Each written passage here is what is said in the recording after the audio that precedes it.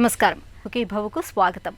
బొల్లి మచ్చలంటే మనందరికీ చిన్న చూపే. ఒంటిపై ఎక్కడైనా చిన్న తెలుపు మచ్చ కనిపించినా మానసికంగా కుంగిపోతాం. లేని ఆత్మనూన్యతను తెచ్చిపెట్టుకుంటాం. నలుగురిలో కలవకుండా ఒంటరిగా దాక్కోవటానికి ప్రయత్నిస్తూ ఉంటాం. చూడటానికి తెల్లగా కనిపించే బొల్లి మచ్చలతో నిజానికి ఎలాంటి ఇబ్బంది ఉండదు. అయినా తెలుపు మచ్చలంటే మనందరికీ ఏదో తెలియని అయిష్టత. ఉద్యోగాల నుంచి పెళ్లి వరకు బొల్లి మచ్చల బాధితులపై చిన్న చూపే. సామాజికంగా కనిపించే ఈ వివక్షే బొల్లి మచ్చల బాధితుల్ని ఎక్కువగా బాధిస్తూ ఉంటుంది. బొల్లి మచ్చలు రావటానికి ఖచ్చితమైన కారణాలు తెలియకపోయినా ఆ మచ్చల్ని నయం చేయడానికి ఇవాళ చక్కటి చికిత్సలు అందుబాటులో ఉన్నాయి. బొల్లి మచ్చలకు ఆధునిక వైద్యంలో అందుబాటులో ఉన్న చికిత్సలు, పరిష్కార మార్గాల గురించి ఇప్పుడు తెలుసుకుందాం.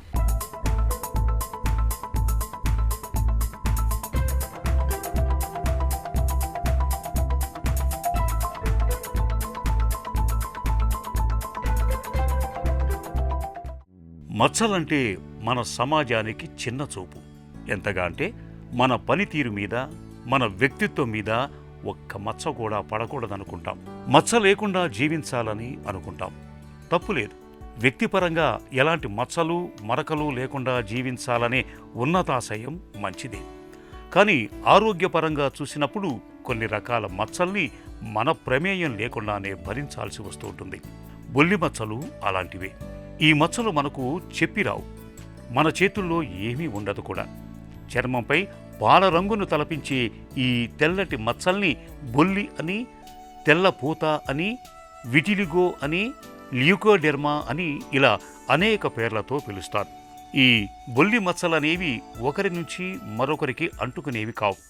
దురద, మంట, నొప్పి వంటి బాధలేవీ ఉండవు. బొల్లి మచ్చలతో ఎవరికీ ఎలాంటి ఇబ్బంది లేకపోయినా బొల్లి మచ్చలపై మనకు అనాది నుంచి చిన్న చూపే.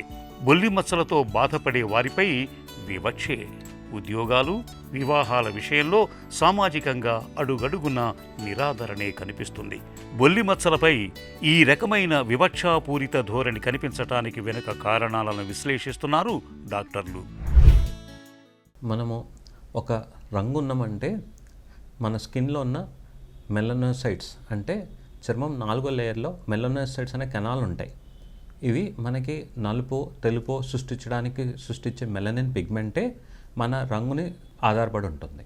అవి ఎక్కువగా మెలనిన్ ప్రొడ్యూస్ చేస్తే మనం నలుపుగా ఉండడం, కొంచెం తక్కువగా ప్రొడ్యూస్ చేస్తే చామంచాయగా ఉండడం, ఇంకా తక్కువ ప్రొడ్యూస్ చేస్తే తెల్లగా ఉండడం అనేది జరుగుతుంటుంది.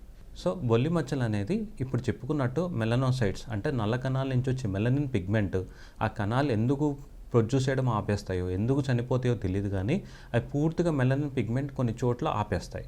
అంటే పిగ్మెంట్ ప్రొడ్యూస్ చేయడమే ఆగిపోతాయి. దానివల్ల బొల్లి మచ్చలు స్టార్ట్ అవుతాయి. సో ఈ బొల్లి మచ్చలు రావడానికి కారణాలు మనం వెతుకుతూనే ఉన్నాం. ఇప్పటికీ మనకి ఎందుకు వస్తుందో, ఎవరికి వస్తుందో, ఎప్పుడు వస్తుందో మనకి ఇంకా అంతు చిక్కని ప్రశ్నే ఇది. కానీ కొన్ని థియరీస్ ఉన్నాయి. ఆటో ఇమ్యూన్ అంటే మన కణాలు మనకు పడకపోతే, అంటే ఈ వేరే ప్రాబ్లమ్స్ ఉన్న కణాలు ఈ మెలనోసైట్స్ కూడా రివర్స్ వచ్చి అటాక్ చేస్తుంటాయి. దానివల్ల ఈ మెలనోసైట్స్ మెలనిన్ ప్రొడ్యూస్ చేయడం ఆగిపోవడం, మెలనోసైట్స్ పూర్తిగా మాయమైపోవడం అంటూ జరుగుతుంటాయి. సో ఇదో autoimmune problem. Jack producing cells అంటాం, GAK. ఇవి బ్రెయిన్ నుంచి వచ్చే సిగ్నల్ నుంచి వచ్చి ఇంటర్లూకిన్ 10 అనే కణాలు సృష్టిస్తే ఆ సెల్స్ వెళ్ళి మెలనోసైట్స్ మీద యాక్ట్ చేయడం వల్ల ఈ మెలనిన్ పిగ్మెంట్ తగ్గడం అనేది జరుగుతుందని ఒక స్టడీలో తెలిసింది. రెండవది జెనెటిక్ కూడా మనకి 23 క్రోమోజోమ్ పేర్లు ఉంటాయి. దాంట్లో ఫస్ట్ క్రోమోజోమ్ 1 అనే దాని మీద మనకు ఆధారపడి ఉంటుందని స్టడీస్లో తెలుస్తుంటాయి. కానీ రీసెంట్గా స్టడీస్లో క్రోమోజోమ్ 1 కాదు, 4, 5, 6, 11, 10 అట్లా మల్టిపుల్ జీన్స్ మీద ఈ క్రోమోజోమ్ రావడం వల్ల జెనెటిక్గా ఎవరికి వస్తుందో, ఎలా వస్తుందో అంటే వంశపారంపర్యంగా లేకపోయినా కానీ కొందరికి బయటపడుతుంటుంది. సో ఇది పాలిజెనెటిక్ ట్రేట్ అంటాం. అంటే మనం అవగాహన కూడా ఉండదు, ఫ్యామిలీస్ ఉండగా నెక్స్ట్ జనరేషన్ వస్తుందని కూడా తెలియదు, కానీ ఎక్కువ ఛాన్సెస్ ఆ జీన్స్ ట్రాన్స్మిట్ అయ్యే ఛాన్సెస్ ఉంటాయి. కాబట్టి జెనెటిక్గా ట్రాన్స్మిట్ అందని ఒక ఉద్దేశం అని చెప్పుకోవచ్చు. మూడవది కెమికల్స్ అంటే ఇప్పుడు మనకి తెల్ల కావాలనే పెద్ద అత్యాసలా తయారైపోయింది. నల్లగా ఉంటే ఏమవుతుంది, కొంచెం చామంచాయ ఉంటుంది, తెల్లగా అవుతే ఏమవుతుంది. కానీ తెల్లగా ఉండాలి, వెస్ట్రన్ కంట్రీ మనం ఇన్ఫ్లుయెన్స్ చేస్తూ ఉంది, తెల్లగా కావాలి అంటే అది తెల్లగా ఉంటేనే బాగుంటామన్న అపోహలకి మన దారికి తీసుకెళ్ళిపోతుంది. ఫెయిర్నెస్ క్రీమ్స్ అని, ఫెయిర్నెస్ ట్యాబ్లెట్స్ అని, ఇంజెక్షన్స్ అని చాలా వస్తుంటాయి. వీటిల్లో స్టెరాయిడ్ క్రీమ్స్, లేదంటే గ్లూటథైన్ ఇంజెక్షన్స్, లేదంటే ఆక్సిబెనజోన్ కెమికల్స్. ఈ కెమికల్స్ వల్ల ఏమవుతుందంటే ఎక్కువ వాడటం వల్ల ఆ నల్ల కణాలు మెలనోసైట్స్ మీద ఇంపాక్ట్ పడి బొల్లి మచ్చలాగా తెల్ల మచ్చలు వచ్చే ఛాన్సెస్ చాలా అధికంగా ఉంటాయి. అలానే సూర్యరశ్మి జెనెటిక్గా మనకి ఈ ట్రాన్స్మిట్ అయ్యి బొల్లి మచ్చలు రావడం నుండి ఎండకు అధికంగా తిరిగే వాళ్ళకు కూడా ఈ బొల్లి మచ్చలు వచ్చే అవకాశాలు ఉంటాయి. స్టిల్ మనకి బొల్లి మచ్చలు ఎందుకు వస్తాయనే మాత్రం అవగాహన ఇప్పటికీ లేదు. బొల్లి మచ్చలు చూడటానికి ఇబ్బందిగా అనిపిస్తుందే కానీ వీటితో ఇతరత్రా ఎలాంటి సమస్యలు ఉండవు. చర్మం అంతా తెల్లటి మచ్చలతో నిండిపోవటంతో చాలామంది నలుగురిలోకి వచ్చేందుకు, వారితో కలిసేందుకు సంకోచిస్తుంటారు. తమలో తామే ఆత్మన్యూనతతో కుంగిపోతూ చివరికి డిప్రెషన్ బారిన పడుతూ ఉంటారు. నిజానికి బొల్లి వ్యాధి గురించి ఇప్పుడేమంత చింతించాల్సిన పని లేదు. ఆధునిక వైద్యంలో ఇవాళ బొల్లి మచ్చలకు చక్కటి చికిత్సలు ఉన్నాయి. బొల్లి మచ్చలు అనేవి చర్మం మీద ఎక్కడైనా ఏ భాగంలోనైనా కనిపించే అవకాశం ఉంది. అయితే బొల్లి మచ్చలు సాధారణంగా ఎండపొడ తగిలే భాగాలు ముఖం, మెడ, మోచేతులు, మోకాళ్ల మీద ఎక్కువగా కనిపిస్తూ ఉంటాయి.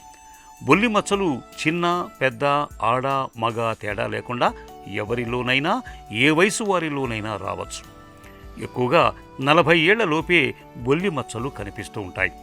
అయితే బొల్లి వ్యాధి ఎందుకు వస్తుందన్న దానిపై ఇప్పటికీ ఖచ్చితమైన కారణాలు, సమాచారం లేదు. శరీరంలోని వ్యాధి నిరోధక యంత్రాంగం చర్మానికి రంగునిచ్చే మెలనోసైట్ కణాలను ధ్వంసం చేయటం వల్లే బొల్లి మచ్చలు పుట్టుకొస్తున్నాయన్న సిద్ధాంతం ఉంది. సో ఇది మనకి ఎలా స్టార్ట్ అవుతాయి? చిన్న తెల్ల మచ్చల్లాగా స్టార్ట్ అయ్యి అవి మెల్లగా పెరుగుతూ వస్తాయి. అవి కాళ్ళు, చేతులపైన, మొహం పైన, బుగ్గలపైన, పెదాలపైన, జెనటల్ ఏరియా పైన, చెవులపైన, అలా ఏ ఏరియా అంటూ ఎవరికంటూ ఎప్పుడు వస్తుందో తెలియదు, కానీ ఎక్కడైనా రావచ్చు. ఇది నొప్పి కానీ, దురద కానీ, మంట కానీ ఉండదు. సో దీన్ని మనం స్కేల్స్ అంటే పొట్టు కూడా ఉండదు, డ్రైనెస్ స్కిన్ లాగా కూడా ఉండదు. మెల్లగా స్టార్ట్ అయిపోయి స్ప్రెడ్ అవుతూ ఉంటుంది. ఈ బొల్లి మచ్చలు ఇవి ముందుకు ఎలా వెళ్తాయి అని చాలామంది అడుగుతుంటారు. ఈ ప్రోగ్రెసెస్ ఉందా, ఎలా తగ్గించుకోవాలి, అసలు ఎలా ముందుకెళ్తాయి అని అడుగుతుంటారు. సో ఈ బొల్లి మచ్చలు రావటం మనకి ముందుకు ఎట్లా వెళ్తా అనేది మనం ఎవరు నిర్ధారించకూడదు, చేయలేం. కొంతమందికి ఆటోమేటిక్గా తగ్గడం స్టార్ట్ అవుతాయి. కొంతమందికి ఎంత ప్రయత్నించినా, ఎంత మనం ట్రీట్మెంట్ తీసుకున్నా ముందుకెళ్తూనే ఉంటాయి. కొంతమందికి ఆగిపోతాయి. దాన్ని మనం స్టేబుల్ విటిలిగో అంటాం. కొంతమందికి ఎక్కువ దెబ్బలు తగులుతూ ఉంటాయి. దెబ్బలు తగిలిన చోట కూడా మన నల్ల కణాల మీద ఈ ఆటోమిన్ కణాలు వెళ్ళి అటాక్ చేయడం వల్ల మనకి ఈ బ్లాక్ సెల్స్ అనేవి డ్యామేజ్ అయ్యి అవి వైట్ ప్యాచెస్ అవుతూ ఉంటాయి. దాన్ని కాబ్నర్ ఫినామినా అని అంటాం. బొల్లి మచ్చల్ని మనలో చాలామంది అంటువ్యాధిగా పరిగణిస్తూ ఉంటారు.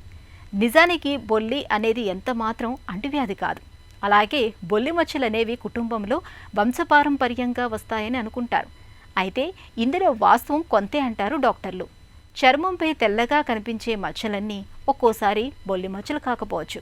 సోభి మచ్చలు కూడా చూడటానికి తెల్లగానే కనిపిస్తాయి. వీటి మధ్య తేడాల్ని కనిపెట్టడం కొంచెం కష్టమే అయినా అసాధ్యం మాత్రం కాదు. బొల్లి మచ్చల గురించిన మరిన్ని వివరాలను ఇప్పుడు తెలుసుకుందాం. చర్మంపై బొల్లి మచ్చలు పురుడు పోసుకోవటానికి వెనుక ఖచ్చితమైన కారణాలు లేకపోవచ్చు. కానీ కొన్ని రిస్క్ ఫ్యాక్టర్స్ అంటే ప్రేరేపిత అంశాలను మనం చెప్పుకోవచ్చు. ముఖ్యంగా తీవ్రమైన మానసిక ఒత్తిడికి లోనయ్యే వారికి, విపరీతంగా శ్రమించే వారికి, సూర్యరశ్మి ప్రభావానికి ఎక్కువగా లోనయ్యే వారికి బొల్లి మచ్చల తాకిడి ఎక్కువగా ఉంటుంది. చర్మానికి దెబ్బలు తగిలిన ప్రాంతాలు, సన్ బర్న్ అంటే ఎండ తాకిడికి చర్మం కమిలిపోయిన ప్రాంతాలు, రసాయనాల తాకిడి, రబ్బరు వస్తువులు పడకపోవటం వల్ల కూడా బొల్లి మచ్చలు వచ్చే అవకాశం ఉంది. తక్కువే అయినా కొన్ని కుటుంబాల్లో అనువంశికంగా బొల్లి మచ్చలు కనిపిస్తూ ఉంటాయి. మొత్తంగా చూస్తే జన్యువులు, పర్యావరణం, ఒత్తిడి, శ్రమ, సూర్యకాంతి ఇవన్నీ కలగలిసి బొల్లి మచ్చల్ని తెచ్చిపెడతాయని చెప్పుకోవచ్చు. బొల్లి మచ్చలనేవి కొంతమందిలో ఏదో ఒక ప్రాంతంలో మాత్రమే కనిపిస్తాయి. కొంతమందికి ఒంటి మీద చాలా భాగాల్లో రావచ్చు. మరికొంతమందికి మొత్తంగా ఒళ్ళంతా తెల్లగా మారిపోవచ్చు. లేదంటే శరీరంలో ఒకవైపు మాత్రమే ఉండొచ్చు. కొంతమందిలో కేవలం పెదవుల చుట్టూ, వేళ్ల కొసల దగ్గర మాత్రమే మచ్చలు కనిపిస్తూ ఉంటాయి. ఈ బొల్లి మచ్చల్లో మనకి 3 రకాలని చెప్పొచ్చు. ఒకటి సెగ్మెంటల్ విటిలిగో సెగ్మెంటల్ అంటే ఒక నరానికి వచ్చేదన్నమాట, ఒక సైడ్కి ఒక పార్ట్ ఆఫ్ ద ఫేస్, లేదంటే ఒక పార్ట్ ఆఫ్ ద హ్యాండ్, ఛాతీ పైన ఒక సైడ్. అంటే నరం, మనకి నరాల డిస్ట్రిబ్యూషన్ ఉంటుంది, ఒక్కొక్క బాడీ పార్ట్కి ఒక్కొక్క నరం. ఆ నరంలో వచ్చే డిస్ట్రిబ్యూషన్ని మనం సెగ్మెంటల్ విటిలిగో అంటాం. జనరలైజ్డ్ విటిలిగో అంటే 20% కంటే 20% కంటే బాడీ మీద ఉన్నదాన్ని జనరలైజ్డ్ విటిలిగో అంటాం. అరికాళ్ళు, అరిచేతులు, ముఖం పైన, ఛాతీ పైన వచ్చేదాన్ని జనరలైజ్డ్ విటిలిగో అంటాం. అది యూనివర్సల్ విటిలిగో అంటే 100%, అంటే 20% కంటే ఎక్కువ ఉంటే అది యూనివర్సల్ విటిలిగో అంటాం. తల నుంచి కాళ్ళ వరకు చాలా వరకు బొల్లి మచ్చలు ఏర్పడుతూ ఉంటాయి. సో మళ్ళీ బొల్లి మచ్చల్లో మనం నెక్స్ట్ చూసుకోవాల్సింది ఆల్బినిజంలో అంటే ఇది జన్యుపరంగా పుట్టుకతో వచ్చే తెల్ల మచ్చలు. దీన్ని మనం విటిలిగో, బొల్లి మచ్చలకి చాలా అపోహపడుతుంటారు. ఆల్బినిజం నింద పుట్టుకతో వస్తుంది. ఈ బొల్లి మచ్చలేమో మన వయసు పెరిగే కొంది వస్తుంటుంది. మళ్ళీ తేడా ఎలా ఉంటాయి? ఆల్బినిజంలో అసలు ఆ నల్ల కణాలు ఉంటాయి, కానీ నల్ల కణాలని ప్రేరేపించే కణాలు అంటే TSH అనే హార్మోను ఆ సెల్స్ అవి బ్రెయిన్ జనరేట్ చేయదు. సో జనరేట్ చేయనప్పుడు నల్ల కణాలు ఉంటాయి, కానీ నల్ల కణాల నుంచి ఉత్పత్తి ఇచ్చే మెలనిన్ పిగ్మెంట్ ఉండదు. అది ఆల్బినిజం అంటాం. బొల్లి మచ్చలో నల్ల కణాలు ఉండి కానీ అది రివర్స్ అవ్వటం వల్ల అవి మధ్యలో చనిపోతాయి. సో ఇది తేడా. సో ఆల్బినిజంకి బొల్లి మచ్చలకి 100% డిఫరెన్స్ ఉంటుంది. ఆల్బినిజం పుట్టుకతో వస్తే, బొల్లి మచ్చలు వయసుతో పెరిగే కొంది చిన్న చిన్న ప్యాచెస్లా స్టార్ట్ అయ్యి అవి ముందుకెళ్తాయో లేవో తెలియదు, కానీ అలా మనం నిర్ధారించుకోవచ్చు. మన దగ్గర బొల్లి వ్యాధిని అంటువ్యాధని, మచ్చలు ఒకరి నుంచి మరొకరికి వ్యాప్తి చెందుతాయని అనుకుంటారు. అలాగే బొల్లి మచ్చల్ని కుష్టు మచ్చలుగా పొరపడుతూ ఉంటారు. నిజానికి ఈ నమ్మకాలు కేవలం అపోహలు మాత్రమే. బొల్లి వ్యాధి అంటువ్యాధి కానే కాదు. మచ్చలు ఒకరి నుంచి మరొకరికి అంటుకోవు. బొల్లి మచ్చలు చూడటానికి పాలను తలపించే తెలుపు రంగులో ఉంటాయి. మచ్చల భాగంలో స్పర్శ చక్కగా ఉంటుంది. మచ్చల భాగంలో వెంట్రుకలు ఊడిపోవు. అదే కుష్టు మచ్చలైతే అవి ఉన్న భాగంలో స్పర్శ ఉండదు. మచ్చల భాగంలో వెంట్రుకలు ఊడిపోతాయి. చూడటానికి అంత తెల్లగా కనిపించవు. కాబట్టి బొల్లి వ్యాధి గురించి, మచ్చల గురించి మనం ఎలాంటి భయాందోళనని పెట్టుకోవాల్సిన అవసరం లేదు. బొల్లి మచ్చల్ని డాక్టర్లు చూడగానే పసిగట్టేస్తారు. అయితే ఖచ్చితమైన నిర్ధారణ కోసం మచ్చల్ని వుడ్ ల్యాంప్ అనే అతినీలలోహిత కిరణాల కింద పరిశీలిస్తారు. దానిలో బొల్లి మచ్చలు మరింత తెల్లగా మెరుస్తూ కనిపిస్తాయి. ఇంకా అనుమానంగా ఉంటే మచ్చల నుంచి ముక్క తీసి బయాప్సీకి పంపి వాటిలో మెలనోసైట్ కణాలు లేవని నిర్ధారించుకుంటారు. చాలా వరకు మన బొల్లి మచ్చలు చూసి డాక్టర్ నిర్ధారిస్తారు. అలానే వుడ్స్ ల్యాంప్లో మనకి బొల్లి మచ్చలు అవి క్లియర్ కట్గా తెల్ల మచ్చలా కనబడతా ఉంటాయి. సో బొల్లి మచ్చలు లాంటి మచ్చలు ఇంకేం ఉన్నాయని అడుగుతూ ఉంటారు. చిన్న తెల్ల మచ్చలు కనబడిపోయంగానే కంగారు పడిపోయి బొల్లి మచ్చలా అని అంటే ఫ్యామిలీస్లో ఉంటే అది ఆ కంగారు పడటం చాలా సహజం. కానీ బొల్లి మచ్చలు లాంటి మచ్చలు చాలా ఉంటాయి. దాంట్లో ఫస్ట్ చెప్పుకోవాల్సింది ఏంటంటే తెల్ల సెబ్బం అంటే ఈ ఫంగల్ ఇన్ఫెక్షన్ ఎక్కువ ఉక్కపోతున్న ప్లేస్లో ఉండి చెమట అధికంగా వచ్చే వాళ్ళల్లో ఈ తెల్ల మచ్చలు వస్తూ ఉంటాయి. ఈ ముఖం పైన, ఛాతీ పైన, వీప్ పైన, మెడ పైన వస్తుంటాయి. అలా బొల్లి మచ్చలు ఏమవుతాయి? అలా కావు, బాడీ మీద ఎక్కడైనా రావచ్చు. సో ఈ వుడ్స్ ల్యాంప్లో మళ్ళీ మనం ఈ తెల్ల సెబ్బం చూస్తే అవి పొట్టులాగా ఒక పింక్ కలర్లో ఫిలమెంట్స్ కనబడుతూ ఉంటాయి. అది బొల్లి మచ్చలు అలా కనపడవు. నెక్స్ట్ ఏంటి? బొల్లి మచ్చల్లా కనపడే కుష్టు మచ్చలు బొల్లి మచ్చలు డిఫరెన్స్ ఏంటంటే కుష్టు మచ్చల్లో మనకి నొప్పి కానీ అంటే మన స్పర్శ తగ్గుతూ ఉంటుంది. స్పర్శ పూర్తిగా మాయమైపోదు, తగ్గుతూ ఉంటుంది. సో ఈ మనం డాక్టర్ ఎగ్జామిన్ చేసి స్పర్శ చెక్ చేసి, నరాలు చెక్ చేసి, బయాప్సీ కన్ఫర్మేషన్లో అది బొల్లి మచ్చలా లేదంటే లేదా కుష్టు మచ్చలా అని కన్ఫర్మ్ అవుతూ ఉంటాయి. రేర్గా మైకోసిస్ ఫంగాయిడిస్ అంటాం. అది కూడా ఒక రకమైన బొల్లిలాగే కనపడుతుంటుంది, కానీ అది కూడా ఒక రకమైన ఆటోఇమ్యూన్ ప్రాబ్లం. ఇది మనకు బయాప్సీలో తప్ప ఎటువంటి కన్ఫర్మేషన్ తెలియదు.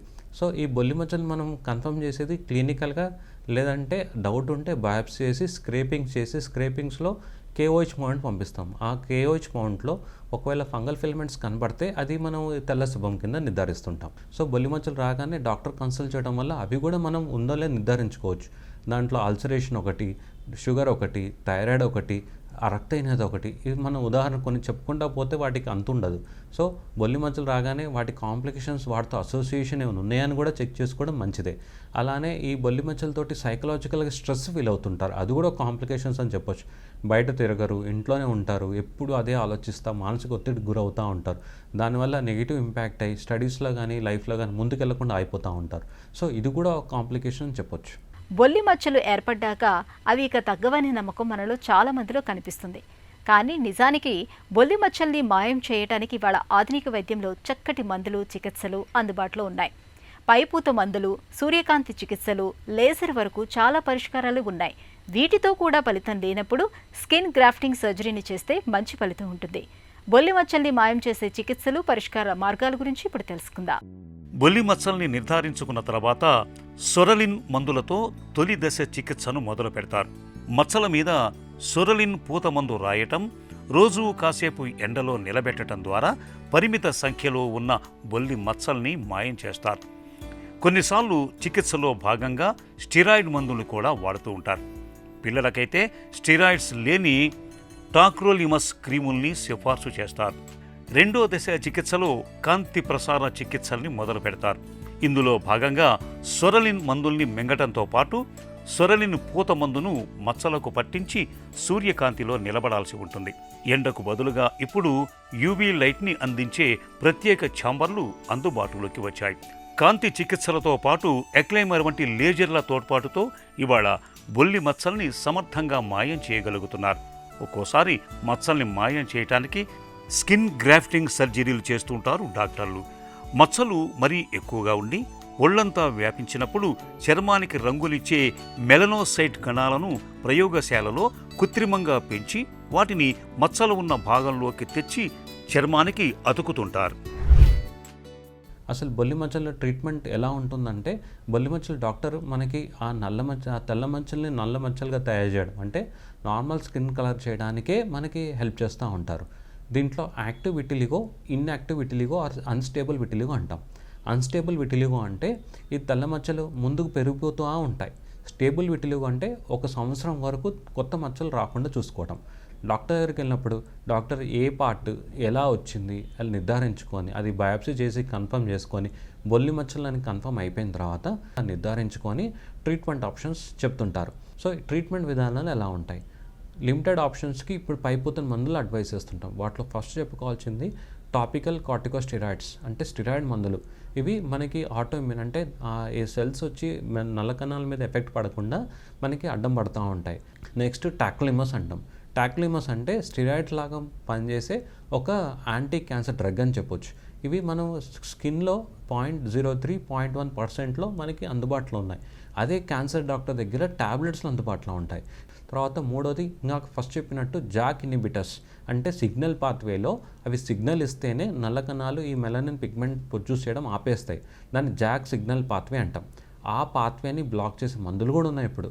దాన్ని మనము టఫాసిమాబ్ అంటాం, అబ్రోసెటిమాబ్ అంటాం. రులాక్సిటిమాబ్ అనే కొత్తగా ఆయింట్మెంట్ FDA అప్రూవ్ చేసింది చిన్న తెల్ల బొల్లి మచ్చలకి. ఇవి స్టిరాయిడ్ కాంబినేషన్స్తో పాటు వాడగలిగితే ఆ తెల్ల మచ్చల్ని మనం మళ్ళీ దాన్ని నలుపు చేయొచ్చు. మళ్ళీ హెయిర్లో కూడా మనం ఈ బొల్లి మచ్చలు చూస్తూ ఉంటాం.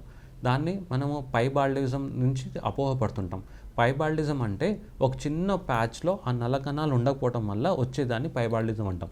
ఇది బొల్లి మచ్చల్లాగా నిర్ధారించుకుంటుంటారు. కాదు, బొల్లి మచ్చల్లో కొందరికి తెల్ల మచ్చలున్న హెయిర్ నలిపే ఉంటుంది. అది చాలా డిఫరెంట్. కానీ బొల్లి మచ్చలు విత్ తెల్ల ఎంట్రికలు వస్తే రిజల్ట్స్ కొంచెం స్లో అవుతాయి. అంటే మనకి నల్ల కణాలు కావాలంటే హెయిర్లోంచే మనం ఆ నల్ల కణాలు అక్కడ ట్రాన్స్ప్లాంట్ చేయడం వల్ల బొల్లి మచ్చలు మళ్ళీ నల్లపోవడం స్టార్ట్ అవుతూ ఉంటాయి. సో ఇవి చిన్న ప్యాచెస్కి పైపూత మందులు, ఈ సొలరన్ క్రీమ్స్ లేదంటే ఈ జాక్ ఇన్హిబిటర్ క్రీమ్స్ బాగా ఉపయోగపడతాయి. కానీ 20% కంటే ఎక్కువ ఉన్న వాళ్ళకి మాత్రం మన క్రీమ్స్ అంతా అప్లై చేయలేము. ఎందుకంటే ఒక్కరోజు ఒక్క పూట కూడా రావు అవి. సో వాళ్ళకి ఇంటర్నల్ టాబ్లెట్స్ వెళ్తూ ఉంటాం. సో వాటిల్లో ఫస్ట్ చెప్పుకోవాల్సింది ఓరల్ కార్టికోస్టెరాయిడ్స్. సో దాంతోపాటు ఈ జాక్ ఇన్హిబిటర్ టాబ్లెట్స్, టొపాసిమాబ్ అని, అబ్రోసిమాబ్ అని, ఈ టాబ్లెట్స్ కూడా FDA అప్రూవ్ చేయొచ్చు. సో ఇవి మనకి బొల్లి మచ్చలు అన్స్టేబుల్ని స్టేబుల్ చేయడానికి, అంటే ఎక్కువ దాన్ని తక్కువ చేసి స్టేబుల్ చేయడానికి బాగా ఉపయోగపడుతుంటాయి. సో మనకి నెక్స్ట్ లెవెల్ సర్జరీకి మెడిసిన్స్ మధ్యలో ఈ నారోబ్యాండ్ ఫోటోథెరపీ అందుబాటులో ఉంటుంది. XMR లేజర్ కూడా అందుబాటులో ఉన్నాయి. సో ఈ బొల్లి మచ్చలు మనం ట్రీట్మెంట్ విధానాల్లో సర్జరీకి ఆప్షన్ చేసే ముందు, అంటే మూమెంట్ లేని, రెస్పాన్స్ లేని వాళ్ళల్లో ఈ నారోబ్యాండ్ ఫోటోథెరపీ సర్జరీకి వెళ్ళే ముందు మనం ప్లాన్ చేయొచ్చు. వీటిల్లో సక్సెస్ రేట్ కూడా చాలా బాగుంటుంది. సో నారోబ్యాండ్ ఫోటోథెరపీ కూడా సక్సెస్ కాని వాళ్ళు excimer laser, 308 wave length excimer laser ఉంటుంది. ఇది కూడా ముఖం పైన వచ్చే బొల్లి మచ్చలు బాగా హెల్ప్ అవుతుంది. త్వరగా మనకు రిజల్ట్స్ వచ్చేస్తాయి ఫేస్ మీద వచ్చే బొల్లి మచ్చలకి. సో ఇవి కూడా దాటి మనం ఏదైనా మనం సర్జికల్ ట్రీట్మెంట్లో ఉన్నాం. సర్జికల్ ట్రీట్మెంట్ ఎలా ఉంటాయి? గ్రాఫ్టింగ్ ఉంటాయి. గ్రాఫ్టింగ్ అంటే ఎక్కడైతే నల్ల కణాలు ఉన్నాయో చర్మం పల్చగా తీసేసి ఎక్కడైతే మనకి బొల్లి మచ్చుతుందో అక్కడ స్టిక్ చేసేస్తాం. స్టిక్ చేయడం వల్ల మన నల్ల కణాలు మనమే దాన్ని రీలోకేట్ చేసుకున్నట్టు. సో ఈ సర్జికల్ ప్రొసీజర్లో గ్రాఫ్ట్, పంచ్ గ్రాఫ్టింగ్, మెలనోసైట్ కల్చర్లో రూపంలో మన సర్జికల్ ఆప్షన్స్లో అవైలబుల్ ఉన్నాయి. ఇవి నాన్ మూమెంట్ అంటే ఫ్రిక్షన్ లేని ఏరియాస్లో రిజల్ట్స్ చాలా బాగుంటాయి. దీంతోపాటు నారోబ్యాండ్ ఫోటోథెరపీ, ఎక్స్ఎంఆర్ లేజర్ తీసుకోగలిగితే మనం ఈ తెల్ల మచ్చల్ని మనం నల్ల మచ్చల కింద కన్వర్ట్ చేసుకోవచ్చు. బొల్లి మచ్చల్ని తాత్కాలికంగా మాయం చేసుకునే చికిత్సలు కూడా మనకు ఇప్పుడు అందుబాటులో ఉన్నాయి. పెళ్లిళ్ళు, ఫంక్షన్లకు వెళ్లాల్సి వచ్చినప్పుడు బొల్లి మచ్చల్ని కనపడకుండా ఒంటి రంగులోకి కలిపేసే కామోఫ్లేజ్ వంటి మేకప్ క్రీములు ఇప్పుడు దొరుకుతున్నాయి. మన చర్మం రంగుకు దగ్గరగా ఉండే క్రీముల్ని వాడుకోవటం ద్వారా తాత్కాలికంగా చర్మంపై మచ్చల్ని కనిపించకుండా చూసుకోవచ్చు. ఇక మిరియాలకు బొల్లి మచ్చల్ని తగ్గించే గుణం ఉందని ఇవాళ అనేక పరిశోధనలు చెబుతున్నాయి. మిరియాల్ని అరగదీసి వాటిని మచ్చలపైన రాసి ఎండలో నిలబడుతున్నప్పుడు మచ్చలు ఉన్న భాగంలో మెలనోసైట్ కణాలు పెరుగుతున్నట్లు గుర్తించారు. అయితే ఈ చికిత్సను వైద్య రంగం ఇంకా ధృవీకరించాల్సి ఉంది. ఆధునిక వైద్యం అండగా బొల్లి వ్యాధిని నయం చేసుకోవటం ఇప్పుడు పెద్ద కష్టమైన పనేవి కాదు. బొల్లి మచ్చలకు బెదరకుండా సాధ్యమైనంత త్వరగా చికిత్సను మొదలు పెడితే చాలు. బొల్లి మచ్చలను మనం ఇట్టే మాయం చేసుకోవచ్చు. బొల్లి మచ్చలకి ఎంత త్వరగా అయితే అంత త్వరగా చికిత్స మొదలు పెడితే ఫలితాలు అంత బాగుంటాయి. బొల్లి మచ్చల్ని మాయం చేయటానికి ఆధునిక వైద్యంలో చక్కటి మందులు, చికిత్సలు అందుబాటులో ఉన్నాయి. మనకు కావాల్సిందల్లా వాటిపై అవగాహన మాత్రమే. మచ్చల్ని ముందుగానే గుర్తించి సకాలంలో డాక్టర్ని సంప్రదించి చికిత్స మొదలు పెడితే బొల్లి వ్యాధి నుంచి మనం సులువుగానే బయటపడొచ్చు.